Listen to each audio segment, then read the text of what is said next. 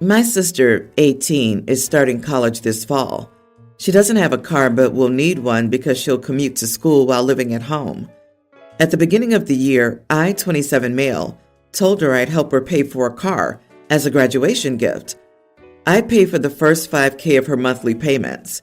She has an almost full ride scholarship and lives at home, so this will probably be her only recurring bill, outside school fees and supplies. I did this so that when she started working, she could build up as much of a savings net as possible if something came up. My parents, sister, and I initially agreed on a max of $25,000 to $30,000. This car isn't meant to last her a decade. She's never owned a car. This is her baby's first car. It's supposed to be an affordable used car for a college kid to get around in. It should last her for college, and then she can figure out what to do from there. Well, I was lied to because she and my parents went out and bought a brand new Jeep yesterday. I'm livid my parents co-signed for her to get this. Not only did they buy a $65,000 brand new car, but they financed a $10,000 down payment at an even higher APR for some reason. For some insight, my parents cannot afford this car themselves, and they can't even afford the new payments on the loan they got for the $10,000. There's a reason I'm the one helping out with the payments on this, not them. My sister doesn't even have a job yet, which was supposed to be step one before we got her the car. I'm livid. The $5,000 I'd set aside for her won't last the summer if we put it towards the car and loan payments. The whole reason I did this is now basically moot because she'll have to cover the costs while in school. My parents have good credit, but have zero cash at the end of each month.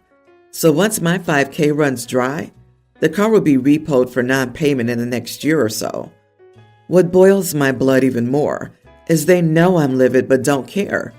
Mom went on a whole hour about how sister's eyes light up at the sight of the car, and you wouldn't have said no either if you were there. We had talked about this for months. My sister and parents know 100% that she will not be able to afford this car, but they don't care now. I'm considering backing out. I'll tell them to return the car and we return to the original plan, or I'll just invest the $5,000 in a 5-year bond for my sister. I want some opinions on this plan. Edit. Quick clarification. My gift to her was a total of $5,000 to be used for monthly payments. The way I worded it was weird, I think, originally. I didn't promise to help with the down payment or anything else fee-related. She had savings to cover that. I was going to pay the first $5,000 of the monthly payments after that. Regarding the comments about the original car purchase price we decided on, $25,000 to $30,000 being very high, I agree. That's pretty high for an unemployed college kid. That was meant to be an absolute max that you need to think very carefully about total, fees included. I encouraged them to go for $10,000 to $15,000, but was talked up to $25,000 to $30,000 max. Not the idiot. They all need to learn the lesson the hard way. It seems as though everybody just assumed you'd pitch in and help out once she starts drowning in debt. They will guilt you too. Tell them to take the Jeep back or figure it out themselves. I would expect this type of decision from an 18-year-old, but not from parents, especially when they can't make the payment themselves. If you let this ride, you'll wind up paying for the Jeep out of guilt. When the day comes that nobody can pay for it, and it will, then they'll start to guilt trip you. This was an incredibly crappy thing to do to you. I don't know how they can back out of the purchase. Car companies do their best not to make it possible to back out of a deal.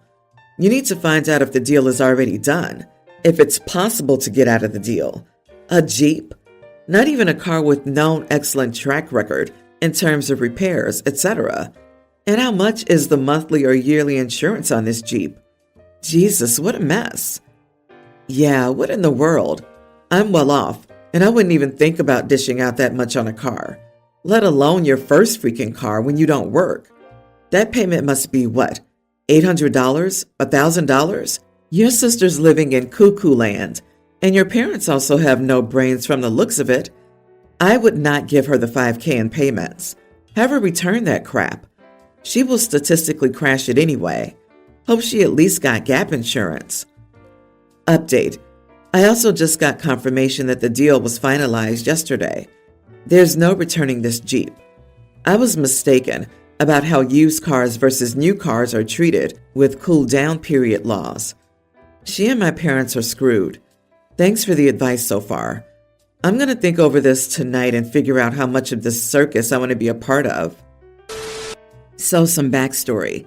During my 28 male undergrad years, my parents paid for my grocery bills because they really, rightfully so, believed that food is essential to a student's health. I know, my parents are fantastic. They never set a monthly limit to how much I could spend, but I was really frugal and never exceeded the $200 limit I imposed on myself. Now I'm back in grad school for my master's, and my parents are covering again. I know I'm an adult with a few years of work under my belt, but not having to worry about groceries lets me chip away at rent, loans, and other bills without losing sleep. I'm back in extremely frugal eating and meal planning because I still won't take advantage of my parents' generosity. My 27 male boyfriend, however, basically inhales on my food every time he's over. He ate all my snacks and legit every frozen meal, all the meat, one time. He even ate the other half of a cheese I had already bit into, etc. So he's basically wolfing down my dinner and lunch. It's forced me to open my wallet to accommodate him because I won't send my parents a suddenly huge grocery bill. He's seriously messing up my finances. I plan to go down to the dollar. We get into arguments, and his side basically meant that my parents would cover for it anyway, so I needed to stop spending my money and not worry so much. And when I go to his house, I eat his food too, but I don't eat as much as he does. My arguments are, just because my parents are covering doesn't mean he can eat anything he wants. He eats my whole fridge, and I'm not even joking. The only thing he leaves are the vegetables, and he could eat less. When we go out, he often has leftovers, so why eat everything at my place? I've banned him from cooking and using the raw ingredients at my place, and I'm only giving him my small stash of snacks when he comes over. After the third time, he's not talking to me. Honestly, this is such a stupid fight, but if I'm the idiot, then I'll apologize. Not the idiot. Your boyfriend is inconsiderate, and it feels like he's more just using you as a food bank so he doesn't have to spend as much money on his own food. It feels like he'll likely extend this to other things the more your relationship progresses.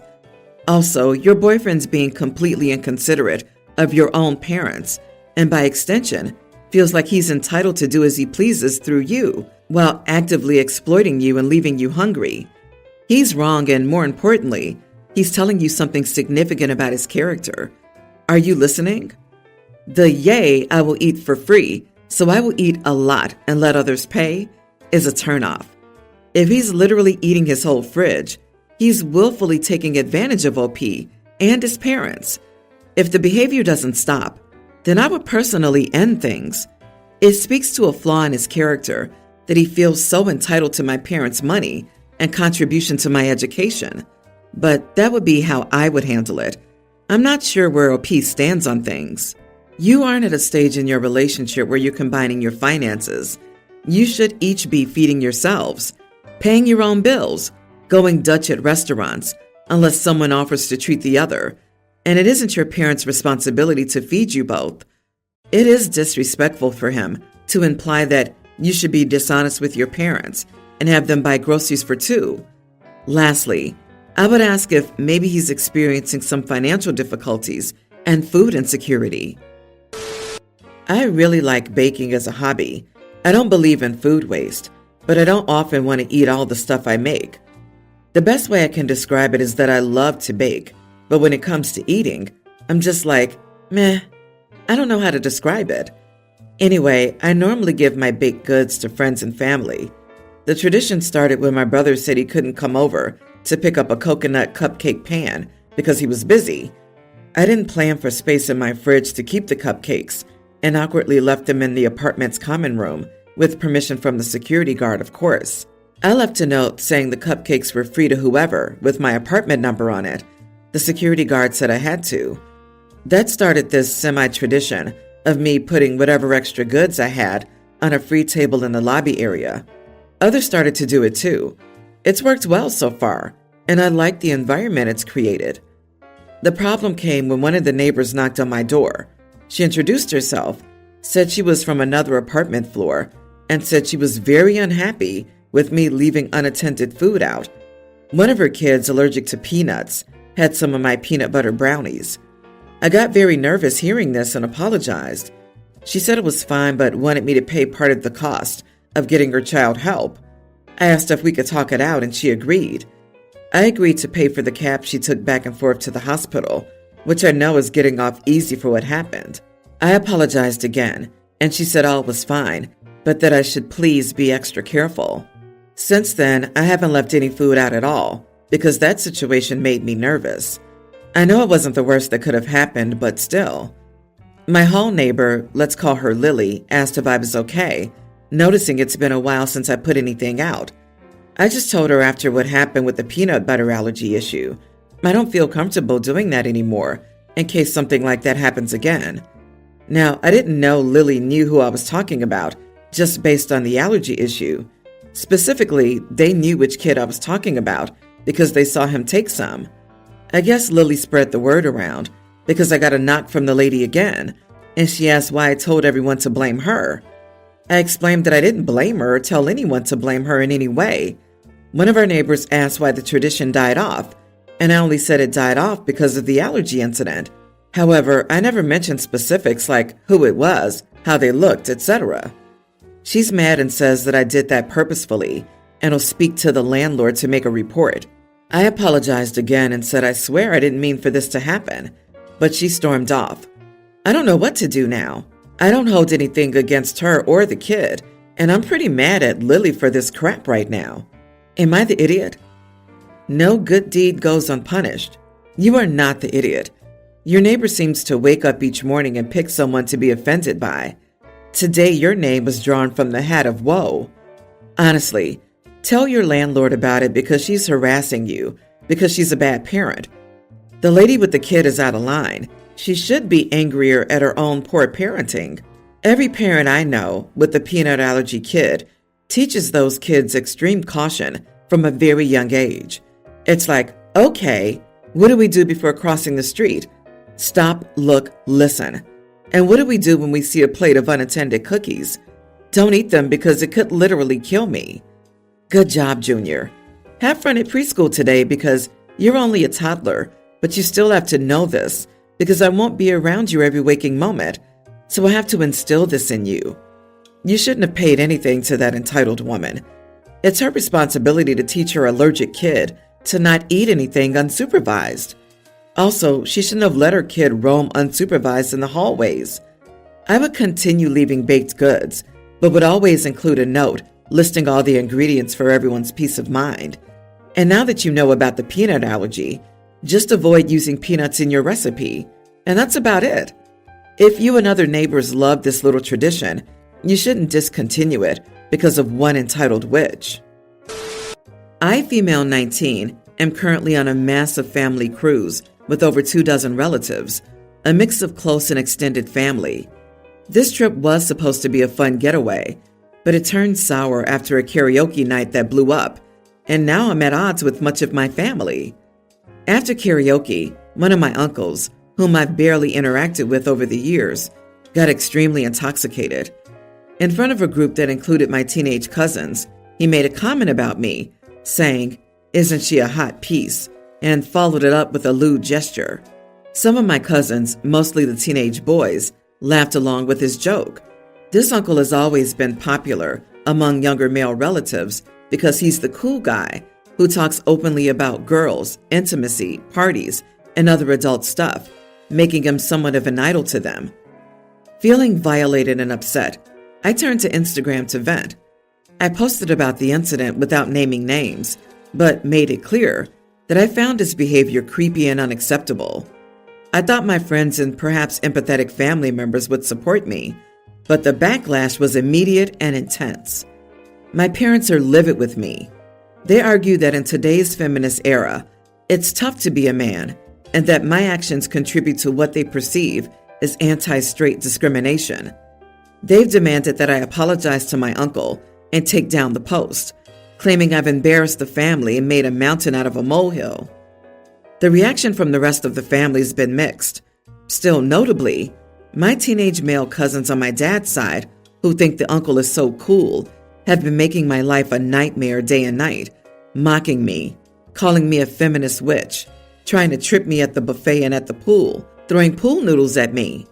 Their parents, my dad's other brother and sister, refuse to do anything. My parents say I should apologize to them for what I did. Not the idiot. Your whole family is disgusting. This includes your truly awful parents, who think it's okay for your uncle to talk like that about you, and for the rest of your family to bully you. Your parents should be truly ashamed. This is trash behavior. Don't apologize. This behavior is not normal.